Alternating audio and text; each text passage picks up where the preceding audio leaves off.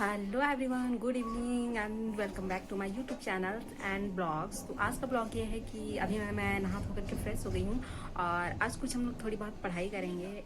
हम लोग नहीं, मतलब मैं। अरे कहना क्या चाहते हो? मैं पढ़ाई करूँगी थोड़ी बहुत, क्योंकि आज मेरा पढ़ने का मन है। कभी कभी तो पढ़ने का मन करता है, तो आज मैं पढ़ाई करूँगी। A few moments later. और देखिए इन भुक्खड़ों को प्लेट में आम नहीं है, ये लोग चटोर की तरह चाट गई हैं। एक भी पीस नहीं बचा, एक भी स्लाइस मेरे लिए नहीं बचा है। और इन चटोरों को देखिए जीभ कैसे नाक की तरह निकाल रही हैं ये लोग।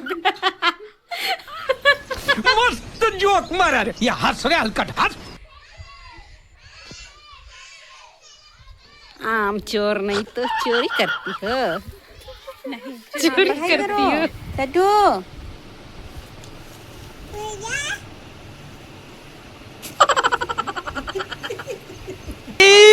मारो मुझे मारो।